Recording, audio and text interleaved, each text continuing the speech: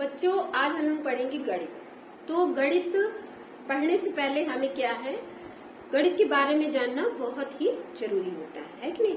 जो सब्जेक्ट हम पढ़ रहे हैं उस सब्जेक्ट को जानना बहुत ही जरूरी होता है। गणित के बारे में हम जानेंगे और आपको बताएंगे। तो गणित को हम गणित में मैथ को मैथमेटिक्स कहते हैं। आपने ये देखा होगा, मैथ को मैथमेटिक्स कहते हैं, मतलब मैथ्स का पूरा नाम होता है मैथमेटिक्स, बट उसको हम शॉर्ट में मैथ्स लिखते हैं, MATHS। वो हम आपको लिख के भी बताऊंगी, बट पहले मैं आपको थोड़ा ऐसे ही समझा दूं। तो गणित के पिता कौन थे? गणित के पिता आर्किमिडीज थे। गणित के पिता कौन थे? आर्किमिडीज, है ना, एक वैज्ञानिक थे, वो गणित के पिता कहलाते थे। अब 22 दिसंबर को गणित दिवस मनाया जाता है।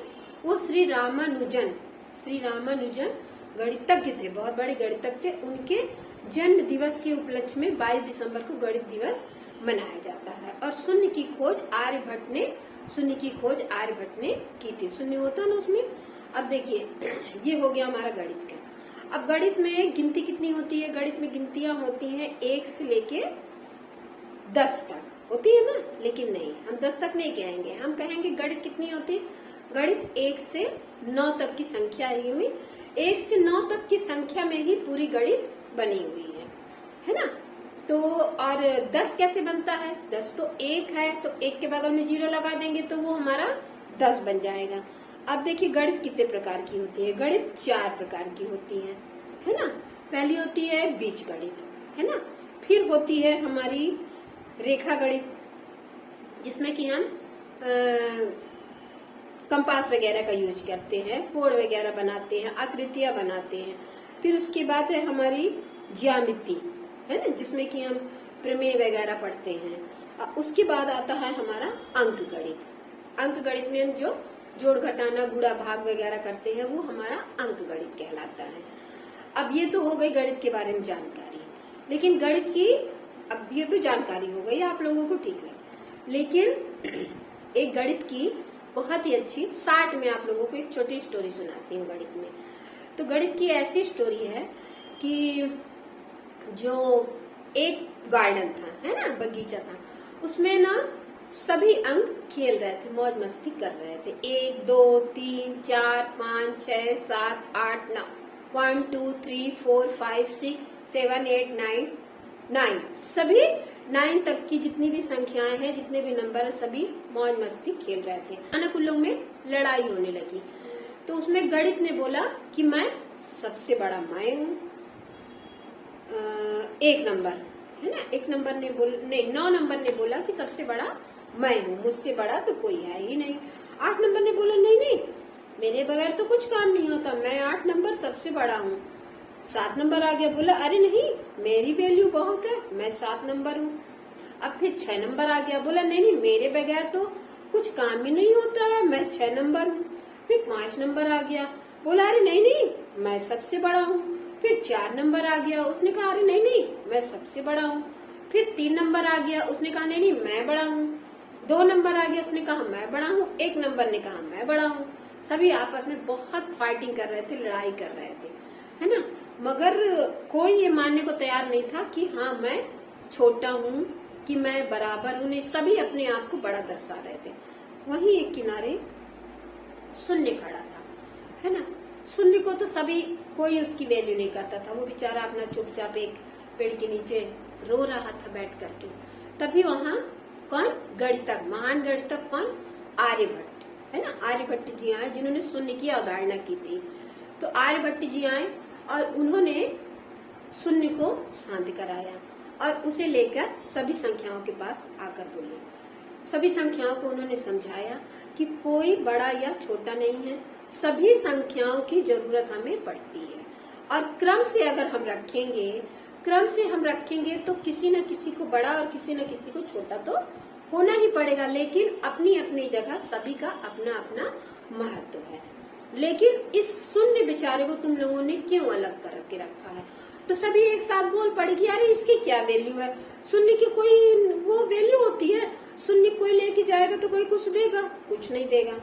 तो उन्होंने, जो वैज्ञानिक थे, उन्होंने समझाया कि शून्य की बहुत बड़ी वैल्यू है ना, शून्य जिसको हम 0 बोलते हैं, 0 की बहुत बड़ी वैल्यू है। और उन्होंने कतार से सभी को खड़ा कराया, 1 2 3 4 5 6 7 8 9 सभी को कतार से खड़ा कराया। और सबसे पहले उन्होंने शून्य को किसके आगे रख बगल में खड़ा कर दिया, 1 के बगल में खड़ा कर दिया। शून्य को 1 के बगल में खड़ा कर दिया तो कितना बन गया, 10 बन गया। 10 बन गया ना, तो उसकी वैल्यू, 1 की वैल्यू कितनी हो गई, 10 हो गई, है ना। तो 1 की वैल्यू 10 हो गई। अब उन्होंने शून्य को 2 के बगल में खड़ा कर दिया, तो शून्य की वैल्यू कितनी हो गई, शून्य को खड़ा कर दिया तो 2 की वैल्यू क्या हो गई, 2 की वैल्यू 20 हो गई। अब शून्य को उसने 3 के बगल में खड़ा कर दिया तो 3 की वैल्यू क्या हो गई, 30 हो गई। अब उन्होंने शून्य, हाँ जीरो ही बोलते हैं, जीरो भी बोलते हैं, जीरो बोलते हैं, शून्य या जीरो कुछ भी बोलेंगे। तो उन्होंने शून्य जीरो, ठीक है, जीरो बोलती हूँ, उन्होंने जीरो को 4 के बगल में खड़ा कर दिया तो कितना हो गया, वो 40 हो गया। तो 4 की वैल्यू कितनी हो गई, 40 हो गई। फिर उन्होंने शून्य को 5 के बगल में खड़ा कर दिया तो 5 के बगल में, है ना, तो उसकी वैल्यू कितनी हो गई, 50 या 50 हो गई। अब उसकी वैल्यू तो 50 हो गई। फिर उन्होंने शून्य को 6 के बगल में खड़ा कर दिया, 6 यानी 6 के बगल में खड़ा कर दिया तो उसकी वैल्यू कितनी हो गई, उसकी वैल्यू 60 हो गई। अब उन्होंने शून्य को 7 के बगल में खड़ा कर दिया तो उसकी वैल्यू कितनी हो गई, 70 या 70 हो गई।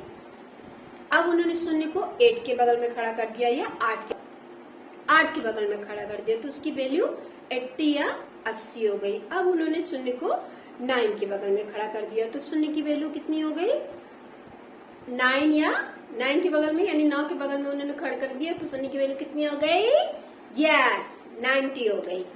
तो इस तरह शून्य की वैल्यू, मतलब शून्य अगर जिसके बगल में एक शून्य एक एक शून्य लगाते जाएंगे तो उसकी वैल्यू कितनी बढ़ जाएगी, 10 बढ़ती जाएगी ना, है ना। और जब 10 बढ़ी और 10 के बगल में एक जीरो अगर हम लगा दिए तो वो गुणित हो जाएगी, वो मल्टीप्लाई होकर होगी। तो 10 इंटू 10 यानी 10 100 हो जाएगा वो, है ना। और 20 के बगल में जीरो को लगा दिए, शून्य को लगा दिए तो क्या हो जाएगा, 20 इंटू 20 कितना हो जाएगा, 200 हो जाएगा, है ना। इसलिए शून्य की उन्होंने बताया कि जीरो कोई छोटा नहीं है, शून्य कोई छोटा नहीं है और उसकी वैल्यू बहुत होती है, बशर्ते उसको वो अगर किसी के बगल में खड़ा हो जाएगा तो उसकी वैल्यू 10 गुने फिर मल्टीप्लाई होकर उसकी वैल्यू मल्टीप्लाई हो करके गुणित हो के आगे बढ़ती जाएगी। इसलिए बच्चों कभी भी हमें छोटा या बड़ा अपने आप को नहीं मानना चाहिए। अपने आप में हर एक संख्या की वैल्यू होती है, इसलिए आप लोगों की भी अपने आप में हर एक बच्चों की वैल्यू है। कोई किसी से फाइटिंग नहीं करेगा, सभी को याद नहीं होता लेकिन सागर की राइटिंग देखिए कितनी अच्छी है ना।